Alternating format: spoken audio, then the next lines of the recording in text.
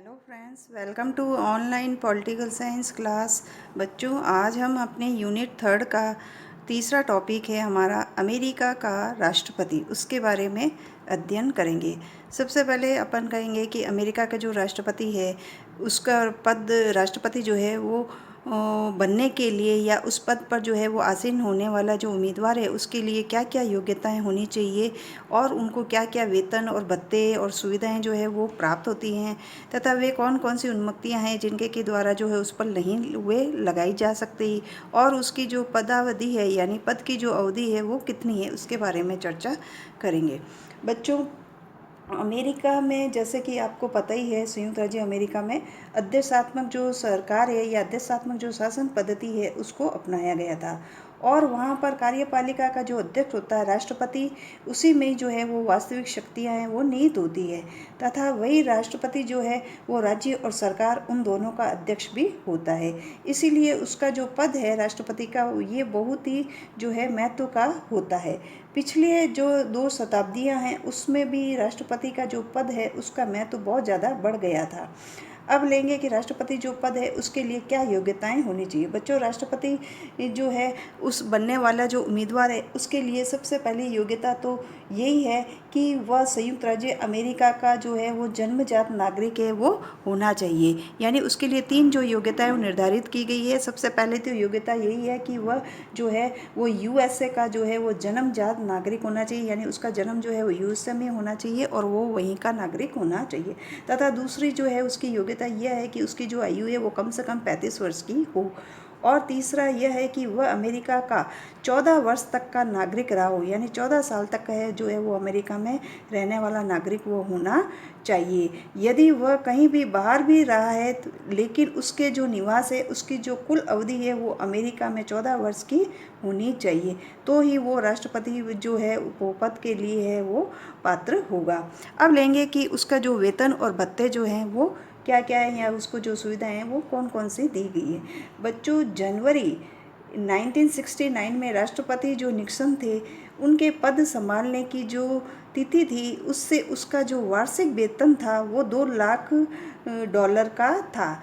यानी राष्ट्रपति जो निक्सन थे तो उनका जो वेतन था वो $2 लाख का था, और यह वेतन जो है वो कर से मुक्त नहीं था, यानी उस पर जो है वो टैक्स जो है वो उससे वो मुक्त भी नहीं था। और राष्ट्रपति को जो कुछ अन्य सुविधाएं हैं वो भी प्राप्त होती थी। उसे रहने के लिए जो है वो बिना किराए का राष्ट्रपति भवन यानी जो व्हाइट हाउस है वो मिलता था, और वह सरकारी खर्चे पर जो है वो विदेश यात्रा भी कर सकता है, तथा इसके अतिरिक्त जो है वो उसे अपने निजी प्रयोग के लिए यानी उसके कुछ पर्सनल जो है यूज़ के लिए एक कार जो है और हवाई जहाज़ है तथा एक छोटा समुद्री जहाज़ है ये भी मिलता था। यानी उसको जो है वो यात्रा करने के लिए पर्सनल जो है वो यात्रा करने के लिए उसको कार, हवाई जहाज़ और समुद्री जहाज़ इत्यादि ये भी जो है तीनों चीज़ें उसको मिलती थी।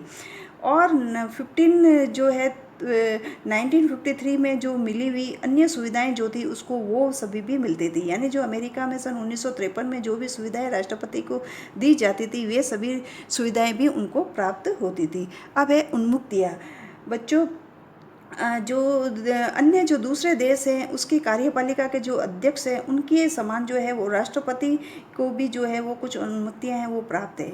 यद्यपि संविधान के जो है वो इसके बारे में शांत है, यानी वो इस बारे में कुछ भी नहीं कहता है, फिर भी जो परंपरा के अनुसार जो है उस पर कुछ जो उन्मुक्तियां हैं वो प्राप्त है। जैसे कि कार्यकाल के दौरान जो है वो उसे किसी भी अपराध के लिए बंदी नहीं बनाया जा सकता, यानी राष्ट्रपति को जो है उसके कार्यकाल के दौरान उसको किसी भी अपराध के लिए बंदी नहीं बना सकते हैं, और न ही उस पर कोई मुकदमा भी चलाया जा सकता है। और दूसरा यह है कि उसे किसी भी न्यायालय में जो है वो साक्षी अथवा प्रतिवादी के रूप में भी जो है वो नहीं बुलाया जा सकता। और तीसरा यह है कि उसके विरुद्ध जो है परमादेश यानी न्यायालय के द्वारा जो है वो कोई भी जो आदेश है वो प्रसारित नहीं किया जा सकता है। और चौथा यह है कि राष्ट्रपति के ऊपर जो है वो केवल महाभियोग की प्रक्रिया का ही प्रयोग किया जा सकता है, और किसी भी स्थिति में जो है वह अपने को सीनेट के समक्ष है वो प्रस्तुत कर सकता है, यानी उसी स्थिति में जो है वो उसको जो है वो अपने सीनेट में भी उसको प्रस्तुत कर सकता है। यानी राष्ट्रपति को जो है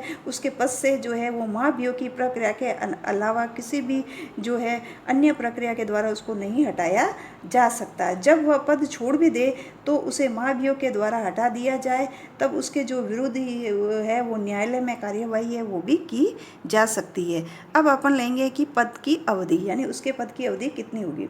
बच्चों, राष्ट्रपति की जो पदावधि है वो संविधान का जो अनुच्छेद है 2, उसका जो भाग है 1, यानी आर्टिकल 2 सेक्शन 1 में जो है वो 4 वर्ष निर्धारित की गई थी। यानी राष्ट्रपति का जो कार्यकाल होगा वो 4 वर्ष का होगा।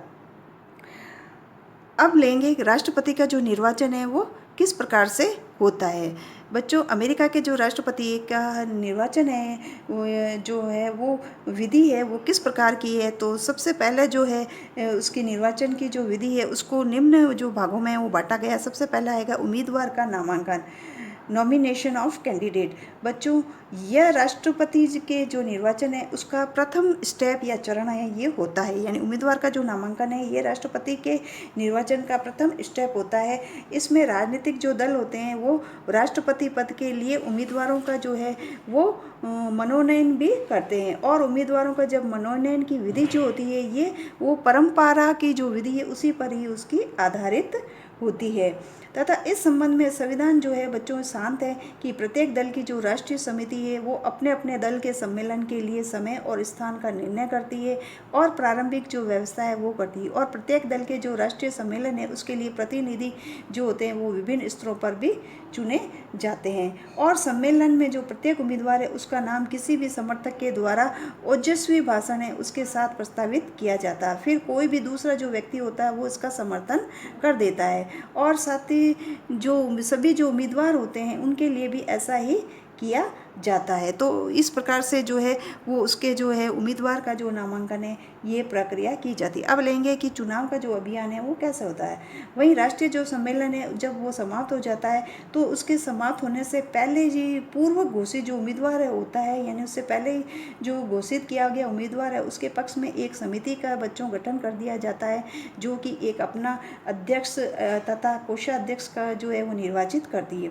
और इस समिति का जो प्रमुख काम होता है वो घोषित उम्मीदवार है उसके पक्ष में धुआंधार प्रचार करना। यानी जो भी घोषित उम्मीदवार होगा राष्ट्रपति पद का जो है का उसके पक्ष में जो है वो धुआंधार प्रचार करने का जो काम होता है वो समिति के द्वारा किया जाता है। नेक्स्ट जो स्टेप है वो है निर्वाचक मंडल का चुनाव। बच्चों, इसके बाद दोनों जो दल होते हैं उसके द्वारा निर्वाचक मंडल के लिए अपने अपने जो उम्मीदवार है वो खड़े कर देते हैं और निर्वाचन जो मंडल है वो इन उम्मीदवारों को शपथ है वो लेनी होती है। और चुनाव जीतने पर वे अपने दल के राष्ट्रपति और उपराष्ट्रपति पद के जो उम्मीदवार होते हैं उनको वोट देते हैं। तथा वहाँ पर जो है बच्चों ये सम्मेलन जो होता है उस सम्मेलन में जो है यह निश्चित कर दिया गया था कि वहाँ पर जो 1970 का जो मतदान अधिकार अधिनियम है उसके संशोधन के आधार पर ही वहाँ पर 18 वर्ष का जो स्त्री और पुरुष होता है उसी को मत देने का जो अधिकार है वो दिया गया था।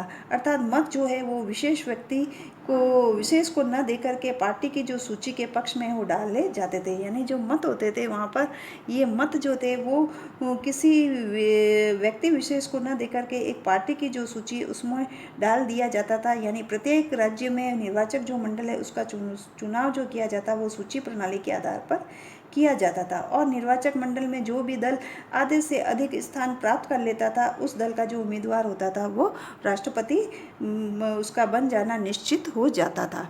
नेक्स्ट है निर्वाचक मंडल के द्वारा राष्ट्रपति का चुनाव। बच्चों, निर्वाचक मंडल के जो सदस्य होते थे उनके द्वारा अपने मत का प्रयोग जो है वो दिसंबर के जो महीना होता था उसका जो दूसरा बुधवार आता था उसको वे अपने अपने राज्यों की जो राजधानी है उसमें वो कर लेते थे। और इसी दिन जो है वो राष्ट्रपति या उपराष्ट्रपति का जो भाग्य है उसका जो निर्णय है वो कर दिया जाता था। तथा मतदान है वो केवल ही एक औपचारिक ही होता था क्योंकि जो निर्वाचक मंडल है उसके सदस्य दलीय जो है वो अपनी प्रतिज्ञा से जो है वो बंधे होते थे। और ऐसा कहा जाता है बच्चों कि जो मतों की गणना है वो करके उसको प्रमाणीकृत करने के पश्चात ही वह सीनेट के अध्यक्ष के पास भेज दिया जाता था। और सीनेट का जो अध्यक्ष होता था वो कांग्रेस के दोनों सदनों की जो संयुक्त बैठक होती थी उस बैठक में मतों की गिनती है वो करता था और औपचारिक रूप से जो जीतने वाला उम्मीदवार है होता था उसकी वह घोषणा कर देता था। जब किसी उम्मीदवार को स्पष्ट बहुमत न मिले। बच्चों, यदि किसी भी उम्मीदवार जो है उसको राष्ट्रपति पद के लिए निरपेक्ष या स्पष्ट बहुमत जो है वो प्राप्त नहीं होता है, तो पहले जो 3 उम्मीदवार होते हैं उनमें से प्रतिनिधि जो सदन है वो स्पष्ट जो प्रतिनिधि जो सदन है वो किसी एक उम्मीदवार को राष्ट्रपति जो है वो चुन सकता है। यानी अगर के जो है वो पहले जो 3 उम्मीदवार होंगे उन तीनों ही उम्मीदवारों में से जो प्रतिनिधि सदन होता है वो किसी एक उम्मीदवार को राष्ट्रपति चुन लेता है। और उस समय प्रतिनिधि जो सदन है वो प्रतिनिधि सदन में प्रत्येक जो राज्य होता है उस प्रत्येक राज्य का केवल एक ही मत होता है। यानी प्रतिनिधि सदन में हर राज्य का जो है वो केवल एक मत होना होता है और प्रत्येक जो राज्य है उसके सदस्य बहुमत के द्वारा ही यह निर्णय करते हैं कि उनका जो वोट है वो किस उम्मीदवार को मिलेगा या उसको प्राप्त होगा। यदि किसी राज्य के जो प्रतिनिधि होते हैं वो समान रूप से इस विषय पर बंट जाए तो उनका जो मत है वो नहीं गिना जाता। यानी यदि किसी राज्य का कोई भी प्रतिनिधि वो समान रूप से इस विषय पर बंट जाता है बच्चों, तो उसका जो मत है वो नहीं गिना जाता है। तो इस प्रकार से किसी एक उम्मीदवार को जो है वो प्रतिनिधि सदन है वो राष्ट्रपति चुन सकता है, जिसकी कि बिल्कुल भी आशा है वो नहीं हो रही हो। और इस प्रथा को जो है बच्चों वहाँ पर है वो इस जो प्रथा जो है उसको ब्लैक हॉर्स है वो कहा जाता है, यानी काला घोड़ा जो है इस परंपरा को कहा जाता है। एक उम्मीदवार को बच्चों जीतने के लिए जो है वो राष्ट्रपति के पद का जो उम्मीदवार होता है उसमें एक उम्मीदवार को जीतने के लिए 538 वोट होते हैं या मत होते हैं, उनमें से उसको 270 जो है वो मत अवश्य मिलने चाहिए। तो ये है कि जब किसी भी उम्मीदवार को जब है स्पष्ट बहुमत ना मिले तो क्या उसमें होता है। नेक्स्ट आएगा कि नए राष्ट्रपति के द्वारा जो पद है वो ग्रहण करना। बच्चों,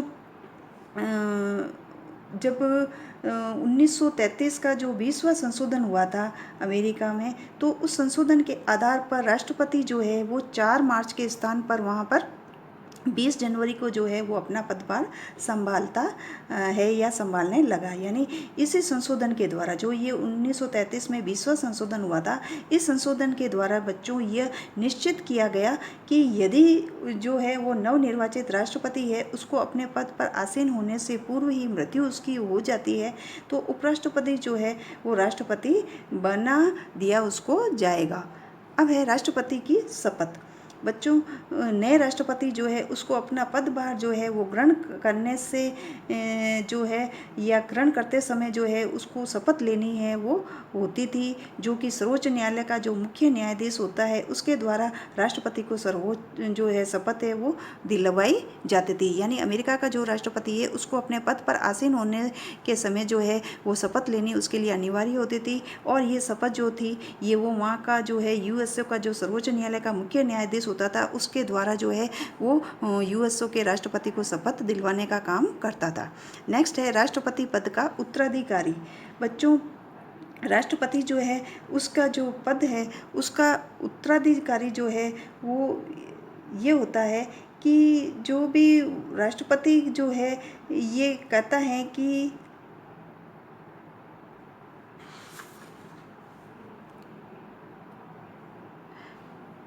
अब लेंगे राष्ट्रपति की पदच्युति। यानी राष्ट्रपति के जो है उसको पद से हटाने का जो है वो जो है परंपरा जो है वो क्या है या किस प्रकार से जो है उसको पद से है वो हटाया जा सकता है। उसके बाद में अपन लेंगे राष्ट्रपति पद का उत्तराधिकारी। पहले लेंगे राष्ट्रपति की पदच्युति। बच्चों, अमेरिका का जो संविधान है उसकी जो धारा 2 है और उपधारा जो 4 है, यानी आर्टिकल 2 और सेक्शन 4 है, उसके अकॉर्डिंग जो है वो राष्ट्रपति को उसके कार्यकाल जो है वो पूरा होने से पहले जो है वो केवल और केवल महाभियोग का जो प्रक्रिया है उस प्रक्रिया के आधार पर ही उसको उसके पद से हटाया जा सकता है। और ये महाभियोग जो है वो लगाने के लिए उसको जो है उस पर देशद्रोह का या घूसखोरी का या अन्य किसी भी जो गंभीर अपराध है, कोई भी गंभीर अपराध अगर उसने किया है तो उसको जो है वो बेस बनाया जाता है या उसका जो है वो आधार बनाया जाता है उसको हटाने का। महाभियोग का जो प्रस्ताव होता है ये बच्चों, ये अमेरिका का जो प्रतिनिधि सदन है उसमें उसको जो है प्रस्तुत किया जाना चाहिए या उसमें प्रस्तुत जो है वो ये किया जाता है।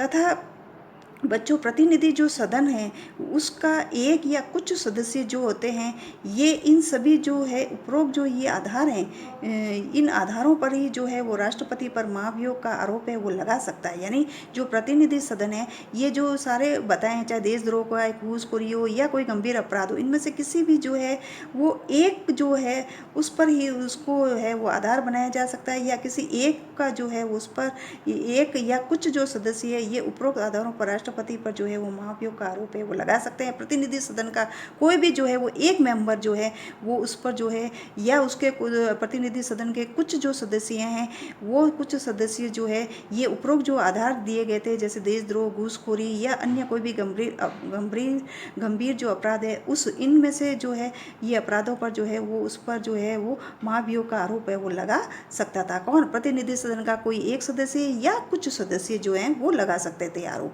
और विशेष जब जांच समिति जो होती थी, उस विशेष जांच समिति या कोई न्यायिक जो समिति है उसमें उस पर जो है वो विचार किया जाता था। यानी कोई विशेष जांच समिति जो गठित की जाती थी वो, या कोई न्यायिक जो समिति है वो उस पर जो है उस महाभियोग की प्रक्रिया जो है उस पर जो है उसके आरोपों की जो है वो जांच पड़ताल करने का काम है वो करती थी। और फिर उसकी जांच करने पर के पश्चात जो है वो समिति है का जो है वो आरोपों संबंधी जो भी प्रस्ताव होते हैं वो सदन में प्रस्तुत करते हैं, और सदन के द्वारा ही जो है बहुमत से पारित होने पर ही उस आरोप पत्र की जो एक प्रति सूचना है वो राष्ट्रपति को भेजी जाती है, और तब यह प्रस्ताव जो है वो सीनेट को भेजा जाता है। तो इस प्रकार जो है उस पर ये महाभियोग की जो प्रक्रिया है वो लगाई जाती है, और सीनेट फिर उस महाभियोग के प्रस्ताव है उस पर न्यायालय के समान जो है वो अपना विचार है वो विमर्श उस पर करती है।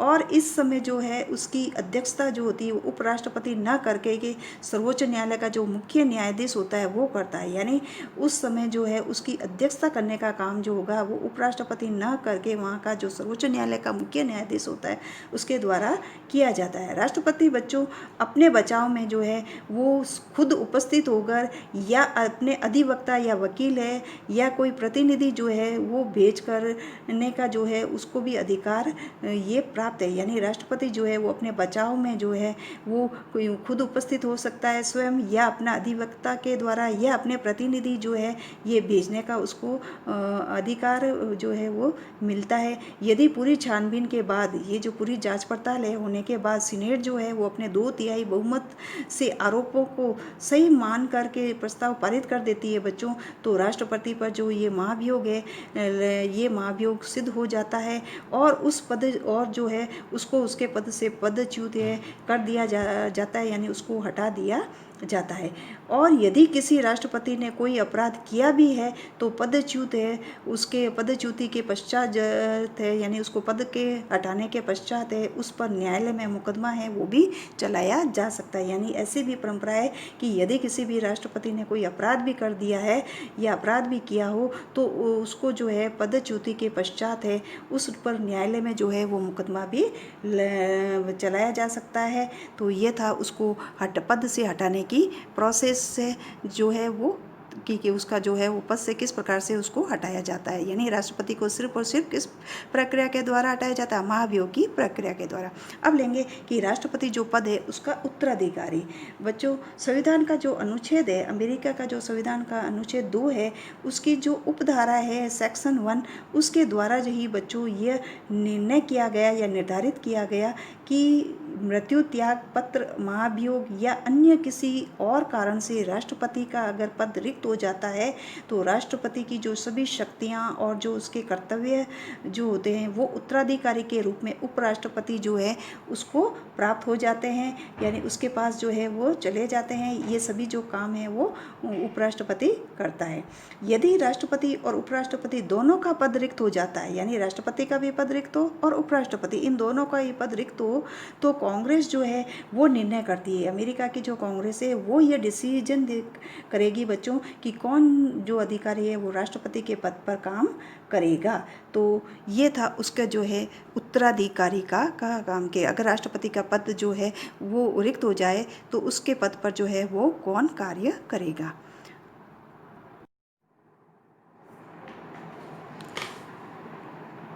अब अपन लेंगे राष्ट्रपति की शक्तियाँ, पावर ऑफ द प्रेसिडेंट। सबसे पहले राष्ट्रपति की जो शक्तियाँ हैं उसमें आती है कार्यपालिका संबंधी उसकी शक्तियाँ। कार्यपालिका संबंधी जो शक्तियाँ होती है उसमें कुछ ये निम्नलिखित जो काम है उसके द्वारा बच्चों किए जाते हैं। ये संयुक्त राज्य अमेरिका की जो कार्यपालिका का अध्यक्ष होता है, राष्ट्रपति का जो पद है, ये बच्चों ये बहुत ही महत्वपूर्ण होता है। और संविधान के जो अनुच्छेद है उसके 2 में ही बच्चों ये लिखा गया था उसके कि अमेरिका की जो समस्त कार्यपालिका शक्ति है वो राष्ट्रपति में निहित होगी। तो अमेरिका का जो संविधान का आर्टिकल 2 है, उस आर्टिकल 2 में यह जो है उल्लेख किया गया है बच्चों कि अमेरिका की जो समस्त कार्यपालिका संबंधी जो शक्तियाँ होगी वो राष्ट्रपति में निहित होगी। उनमें से राष्ट्रपति की जो शक्तियां हैं बच्चों निम्नलिखित प्रकार से हैं। सबसे पहले अपन लेंगे उसकी कार्यपालिका संबंधी शक्तियां। राष्ट्रपति को बच्चों अमेरिका का जो राष्ट्रपति होता है उसको शासन और राज्य के जो विभिन्न क्षेत्र होते हैं उन क्षेत्रों में कुछ जो है वो विभिन्न प्रकार की जो शक्तियाँ होती हैं वो प्राप्त होती है। तो सबसे पहली जो शक्ति है वो है उसकी कार्यपालिका संबंधी शक्ति। और कार्यपालिका संबंधी जो शक्तियाँ हैं उसमें जो है वो सबसे पहला उसका कार्य होता है कानूनों को लागू करना और व्यवस्था को बनाए रखना। बच्चों राष्ट्रपति को अपना पद जो है वो ग्रहण करते समय, यानी अमेरिका का जो राष्ट्रपति है उस राष्ट्रपति को जो है वो अपने पद को ग्रहण करते समय ही बच्चों ये शपथ दिला दी जाती है कि वह संविधान को जो है वो परिरक्षित, संरक्षित और प्रतिरक्षित जो है वो करेगा। इसीलिए जो है वो राष्ट्रपति का जो है बच्चों ये प्रमुख काम हो जाता है या प्रमुख कार्य हो जाता है कि वह कांग्रेस के द्वारा जो बनाए गए कानून हैं उन कानूनों का तथा संविधान जो है उसको वो लागू करे। यानी जो भी कांग्रेस जो है वो कानून बनाए और जो उन कानूनों को जो है वो संविधान है वो लागू करे। और इस कार्य के लिए जो है वो अनेक कर्मचारी और उसकी जो है वो उसकी सहायता करते हैं। यानी राष्ट्रपति को जो है वो इस कार्य के लिए जो है वो बहुत सारे कर्मचारी जो होते हैं वो उसकी मदद है वो करते हैं। और यदि राष्ट्रपति बच्चों यह समझता है, यानी उसको ये ऐसा लगता है या ऐसा जो है वो रियलाइज़ हो जाता है कि उसके देश जो है उसमें अशांति से किसी भी राष्ट्रीय कार्य में बाधा उत्पन्न होती है या हो जाती है, तो राष्ट्रीय संपत्ति जो है वो खतरे में पड़ती हो या अंतर्राष्ट्रीय व्यापार है वो नहीं चल रहा हो, तो इन सभी परिस्थितियों में जो है वो राष्ट्रपति है वो शांति जो है वो बनाए रखने के लिए जो है वो अपने जो पावर है या शक्ति है उन शक्तियों का जो है वो यूज़ करता है या प्रयोग करता है। चाहे राज्य का जो है वो राज्यपाल या विधानमंडल है वो चाहे या न चाहे, लेकिन राष्ट्रपति जो है वो अपनी ये पावर जो है वो यूज़ करता है। दूसरा जो है वो कार्यपालिका संबंधी उसकी शक्तियों में उसका कार्य होता है नियुक्ति का अधिकार।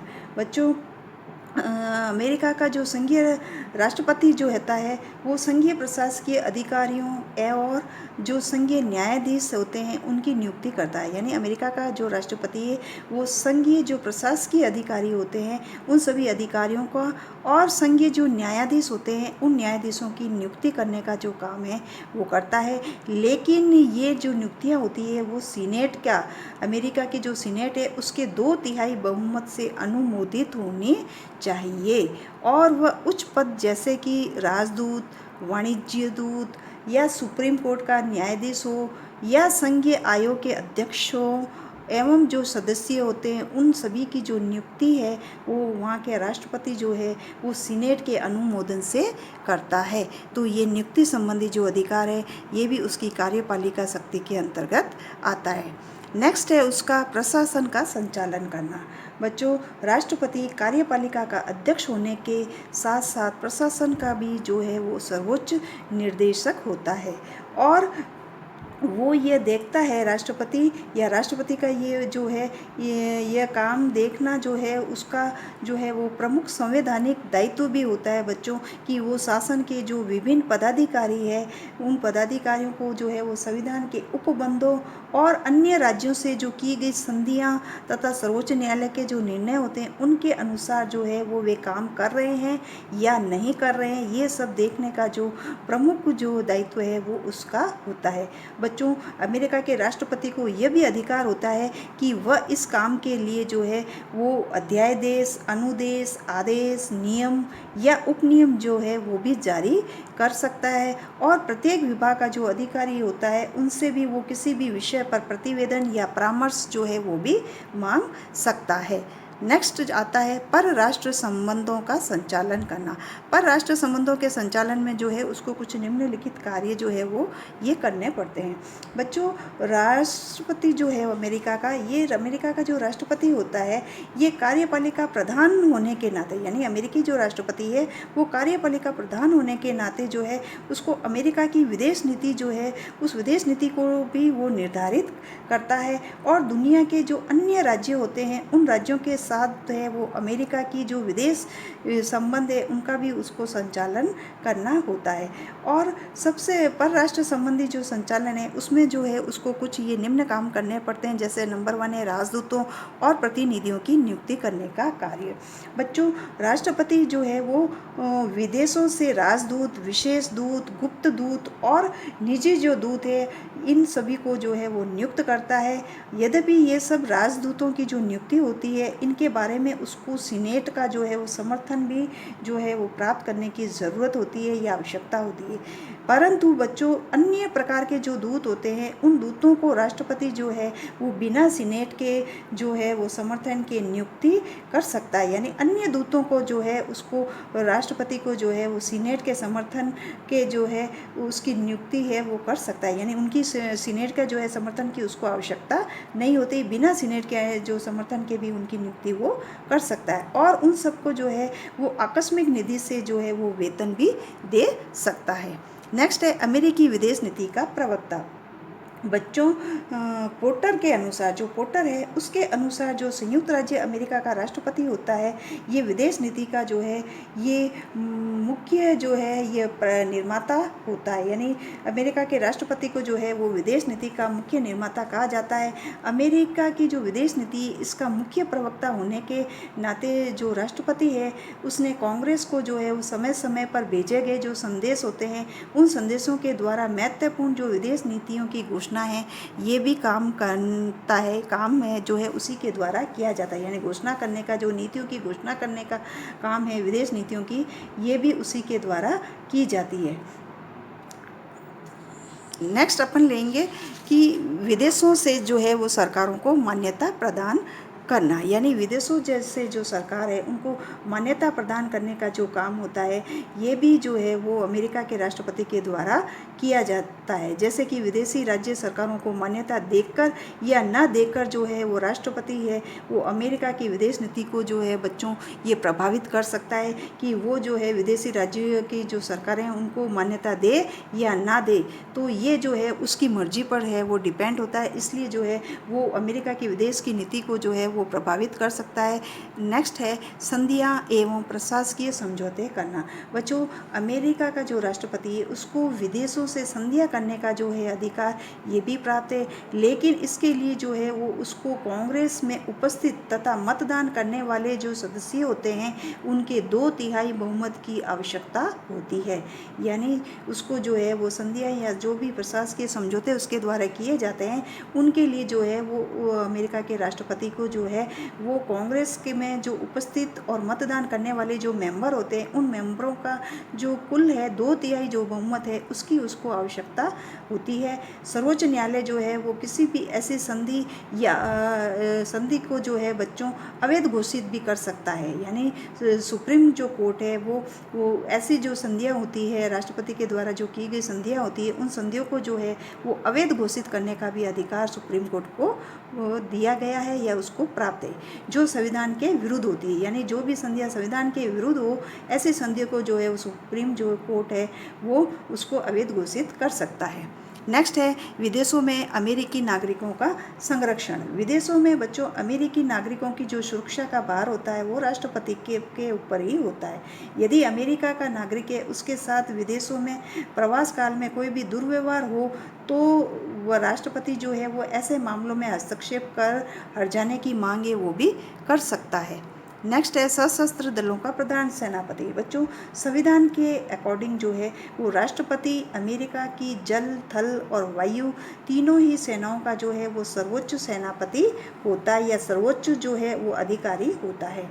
सेना संबंधी जो भी सभी महत्वपूर्ण जो निर्णय होते हैं, इम्पोर्टेंट डिसीजन जो होते हैं, उनका और उसको जो क्रियान्वयन है वो करना का काम जो है वो राष्ट्रपति के द्वारा ही किया जाता है। जैसे कि युद्ध की जो है वो घोषणा करना जो है वो राष्ट्रपति सीनेट की स्वीकृति से ही करता है। यानी जो भी युद्ध की अगर घोषणा की जानी हो तो राष्ट्रपति जो है वो सीनेट की उसको जो है वो स्वीकृति से करता है या सीनेट की जो है वो स्वीकृति उसको लेनी होती है। तथापि वह ऐसे जो परिस्थितियाँ हैं वो भी उत्पन्न कर सकता है या ऐसी सिचुएशन जो है वो उत्पन्न कर सकता है कि सीनेट जो है वो उसके प्रस्तावों को तुरंत जो है वो स्वीकार कर ले। नेक्स्ट है संकटकालीन शक्तियाँ। बच्चों, संकट काल में जो है वो राष्ट्रपति को जो है बहुत ही बड़े या व्यापक जो अधिकार है वो प्रदान कर देती है। संकट काल की जो है वो व्याख्या करने का भी जो अधिकार होता है वो राष्ट्रपति को ही होता है। फिर नेक्स्ट है मंत्रिमंडल का नेतृत्व करना। बच्चों, अपनी कार्यपालिका संबंधी जो शक्तियाँ होती है उन शक्तियों के संपादन करने के लिए जो राष्ट्रपति होता है उसको अपने मंत्रिमंडल का निर्माण करना उसको जरूरी हो जाता है। यानी वो अपनी जो शक्तियाँ हैं उन शक्तियों को जो है वो संपादन करने के लिए राष्ट्रपति जो है वो अपनी मंत्रिमंडल का निर्माण करता है या मंत्रिमंडल का जो गठन है वो करता है। और वह मंत्रिमंडल का ही जो है वो सर्वे सर्वा होता है। कौन? राष्ट्रपति। वह जिस व्यक्ति को चाहता है वो मंत्री बना सकता है। यानी अमेरिका का जो राष्ट्रपति है जिसे चाहे उसको अपना मंत्री बना सकता है और जिसको जब चाहे मंत्रिमंडल से हटा भी सकता है। ये भी उसके जो है वो अधिकार होता है। अमेरिका में मंत्री जो होते हैं बच्चों, ये राष्ट्रपति के सेवक मात्र होते हैं। यानी अमेरिका के जो में मंत्री होते हैं उनको राष्ट्रपति का सेवक कहा जाता है। यानी वो सेवक मात्र ही होते हैं। राष्ट्रपति जो है वो उनका स्वामी होता है। ब्रिटिश प्रधानमंत्री की तरह बच्चों ये उसका साथी नहीं होता। यानी ब्रिटिश जो प्रधानमंत्री है उसमें तो उसके मंत्री जो होते हैं वो उसके साथी होते हैं, लेकिन ये जो है वो अमेरिका में जो उसके मंत्री होते हैं राष्ट्रपति के, वो उसके जो है वो सेवक मात्र होते हैं और राष्ट्रपति जो होता है वो अपने मंत्रियों का स्वामी होता है। सभी जो विभाग होते हैं उन विभागों के संबंध में जो महत्वपूर्ण नीतियाँ हैं उन नीतियों को निर्धारित करने का एकमात्र जो काम होता है वो सिर्फ और सिर्फ राष्ट्रपति का होता है। तो ये सभी जो कार्य होते हैं ये राष्ट्रपति के द्वारा किए जाते हैं। नेक्स्ट है उसकी विधायी शक्तियाँ। बच्चों, राष्ट्रपति के जो है वो कुछ विधायी कार्य भी उसके द्वारा है वो किए जाते हैं। सबसे पहला है उसका कार्य कांग्रेस को संदेश भेजना। बच्चों, कांग्रेस में विधेयक जो है वो प्रस्तुत करने के अलावा राष्ट्रपति को बच्चों यह भी अधिकार प्राप्त होता है कि वह कांग्रेस को जो है वो संदेश भेज सके। ये संदेश जो होते हैं उसके द्वारा ये भेजने के जो भी संदेश उसके द्वारा राष्ट्रपति के द्वारा भेजे जाते हैं वो संदेश लिखित संदेश जो है वो भेजे जाते हैं और सदन के सम्मुख जो है वो उपस्थित होकर मौखिक रूप से भी ये संदेश जो हैं वो दिए जा सकते हैं राष्ट्रपति के द्वारा। दूसरा है कांग्रेस के विशेष अधिवेशन। बच्चों, जो है ये आमंत्रित है वो करना। यानी कांग्रेस का अगर कोई विदेश अधिवेशन आमंत्रित करना हो तो उसका ये काम भी जो है वो राष्ट्रपति के द्वारा किया जाता है। बच्चों, कांग्रेस का जो विशेष अधिवेशन है उसको इनवाइट करने का जो अधिकार है ये सिर्फ और सिर्फ राष्ट्रपति के पास होता है। राष्ट्रपति जो होता है ये कांग्रेस के सत्र की सामान्य जो अवधि है उसको आवश्यक विधि निर्माण के लिए बढ़ाने की जो मांग है वो भी कर सकता है। यानी राष्ट्रपति जो है वो कांग्रेस का जो सत्र की जो सामान्य अवधि है, यानी कांग्रेस का जो कांग्रेस क्या है वहाँ की संसद है, तो संसद सत्र की जो भी सामान्य अवधि होती है यानी कितने टाइम पीरियड के लिए जो ये सत्र है वो चलेगा, तो इसकी जो आवश्यक विधि है उसको निर्माण के लिए जो है उसको बढ़ाने की भी मांग है वो कर सकता है। और यदि कांग्रेस राष्ट्रपति की यह मांग स्वीकार नहीं करती है बच्चों, तो वह जो है वो इसका विरोध जो है तो वह जो है वो विशेष अधिवेशन आमंत्रित भी कर सकता है। यानी वो अगर सीनेट जो है वो राष्ट्रपति की मांग को स्वीकार नहीं करे तो राष्ट्रपति जो है वो विशेष अधिवेशन है ये विशेष अधिवेशन जो है ये आमंत्रित कर सकता है या विशेष अधिवेशन जो है वो बुला सकता है। नेक्स्ट है कार्यपालिका आदेश। बच्चों, कांग्रेस के पास जो है वो कानून बनाने संबंधी जो बहुत सारे जो है वो काम उसके पास रहते हैं, यानी कानून या विधि निर्माण संबंधी जो है बहुत अत्यधिक कार्य जो हैं वो कांग्रेस के पास में होते हैं। तो वह राष्ट्रपति जो है उसको विधि के अधीन जो है वो आदेश जारी करने का अधिकार जो है वो भी प्रदान करता है। और यद्यपि ये जो आदेश हैं वो नहीं भी होते हैं तो वह इनमें जो है वो कानून के समान शक्ति होती है, यानी यद्यपि ये आदेश नहीं भी होते हैं तब भी जो है वो इनमें कानून जो है वो की जो समान शक्ति है वो उनको प्राप्त होती है। तथा फिर है निषेधाधिकार, यानी निषेधाधिकार जो है वो संविधान में बच्चों यह व्यवस्था की गई है अमेरिका के संविधान में कि सीनेट अमेरिका की और प्रतिनिधि सभा उन दोनों में जो है वो पारित होने के पश्चात जो प्रत्येक विधेयक होते हैं वो कानून बनने से पूर्व संयुक्त राज्य अमेरिका का जो राष्ट्रपति होता है उसके पास भेजा जाता है। यानी अमेरिका के संविधान में ये ऐसी व्यवस्था कर दी गई है कि सीनेट और प्रतिनिधि सभा में पारित होने के पश्चात ही कोई भी जो विधेयक या बिल जो होगा वो कानून बनने से पहले उसको यूएसए का जो राष्ट्रपति होगा उसके पास उसको बिल को भेजा जाएगा। और राष्ट्रपति जो है वो कांग्रेस के द्वारा पारित समस्त जो विधेयक होते हैं उन विधेयकों को स्वीकार करने के लिए बाध्य भी नहीं है। यानी अमेरिका का जो राष्ट्रपति है वो कांग्रेस के द्वारा जो पारित किया गया जो विधेयक होते हैं या सभी जो विधेयक होते हैं उन विधेयकों को जो है वो स्वीकार करने के लिए वह बाध्य नहीं है। और वह विधेयकों को जो है वो वीटो भी कर सकता है, यानी राष्ट्रपति को जो है ये अधिकार है कि वह उन विधेयकों को जो है वीटो कर सकता है। वीटो का मतलब क्या होता है? वीटो का मतलब ये होता है कि वह उसको जो है वो अस्वीकार कर सकता है, यानी उसको जो है वो कहे कि मैं इसको जो है वो नहीं मानता, यानी उसको जो है वो अस्वीकार कर सकता है। वीटो का अर्थ यह होता है बच्चों कि मना करना या उसको जो है वो निषेध करना। किसी भी जो विधेयक है उसको वह इसलिए वीटो करता है बच्चों राष्ट्रपति क्योंकि वह उसकी निगाह में, यानी उसकी जो निगाह मतलब राष्ट्रपति की जो निगाह में जो है वो बिल जो है या विधेयक जो है वो असंवैधानिक या अबुद्धिमत्तापूर्ण है। तो राष्ट्रपति जो होता है बच्चों ये दो प्रकार के जो है उसको ये निषेधाधिकार जो है वो प्राप्त होते हैं। पहला जो है वो है विलंबकारी निषेधाधिकार, यानी विलंबकारी जो निषेधाधिकार है उसके अंतर्गत जब कोई बच्चों विधेयक जो होता है वो राष्ट्रपति के पास स्वीकृति के लिए आता है तो राष्ट्रपति जो होता है वो उसे स्वीकार भी कर सकता है और कानून बना सकता है। यानी उस बिल को जो है वो जब कोई भी बिल उसके पास आएगा तो राष्ट्रपति जो है ये उसकी मर्जी है कि वो उस बिल को स्वीकार करे और उसको कानून बना रहे। लेकिन यदि वह उस विधेयक को जो है वो उचित नहीं मानता है या ठीक नहीं समझता है तो जो है वो उसको अस्वीकृत कर देता है, यानी उसको मना कर देता है बिल बनाने से और अपनी आपत्तियों के साथ, यानी अपनी जो है वो आपत्तियों के साथ है उस विधेयक को जो है वो सदन को लौटा देता है जहाँ से कि वह विधेयक जो है वो प्रारंभ हुआ था, यानी वहाँ से जहाँ से ये विधेयक पेश हुआ था और उसके पास आया था। तो यदि जो है ये विधेयक जो है वो पुनः दोबारा 2/3 बहुमत से दोनों सदन यानी सीनेट और प्रतिनिधि जो सभा है उसमें दोनों सदनों के द्वारा जो है वो अलग अलग पारित हो जाता है तो वह विधेयक जो होता है बच्चों ये कानून बन जाता है और इस पर राष्ट्रपति के हस्ताक्षरों की भी ज़रूरत नहीं पड़ती, यानी उसकी आवश्यकता नहीं रहती है। तो ये है उसकी विलंबकारी निषेधाधिकार, उसके पावर। अब है दूसरा जेबी निषेधाधिकार। बच्चों कांग्रेस जब किसी विधेयक को पारित करके स्वीकृति के लिए जो है अनुमति के लिए राष्ट्रपति के पास भेजती है उसको, तो नियमानुसार जो है उसको 10 दिन के अंदर ही राष्ट्रपति को उस पर अपनी स्वीकृति या अस्वीकृति जो है वो उसको देनी होती है। और यदि 10 दिन बीत जाते हैं, 10 दिन का समय पूरा निकल जाता है और राष्ट्रपति उस विधेयक को अपने पास ही जो है उसको रख देता है या पड़ा रहता है उसके पास, तो वह विधेयक जो है उस विधेयक को जो बच्चों हैं वो पारित मान लिया जाता है या समझ लिया जाता है। पर लेकिन यदि राष्ट्रपति को विधेयक प्राप्त होने पर 10 दिन से पूर्व ही कांग्रेस का जो है 17वां हो जाता है, तो वह विधेयक जो है वो अपने आप मर जाता है, यानी ख़त्म हो जाता है।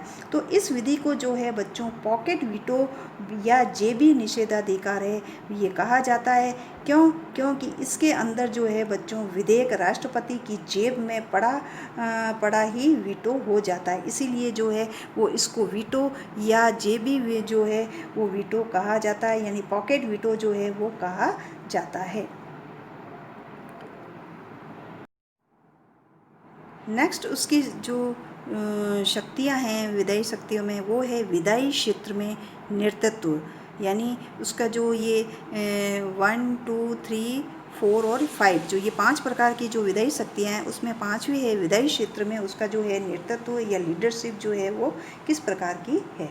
मंत्रिमंडलीय जो व्यवस्था है उसके अभाव में बच्चों व्यवस्थापन के लिए बहुत कुछ सीमा तक जो है वो कांग्रेस को कार्यपालिका यानी राष्ट्रपति पर व्यवस्थापिका के नेतृत्व है उसके लिए उसको जो है वो निर्भर रहना पड़ता है। और संविधान की व्यवस्था है कि राष्ट्रपति जो है वो कानून बनाने के लिए कांग्रेस के जो समक्ष है वो अपना एक प्रस्ताव रखेगा, और इसी आधार पर जो है वो कई राष्ट्रपतियों ने बच्चों व्यवस्थापिका संबंधी क्षेत्र में नेतृत्व ग्रहण करने का भी जो है वो प्रयास किया है।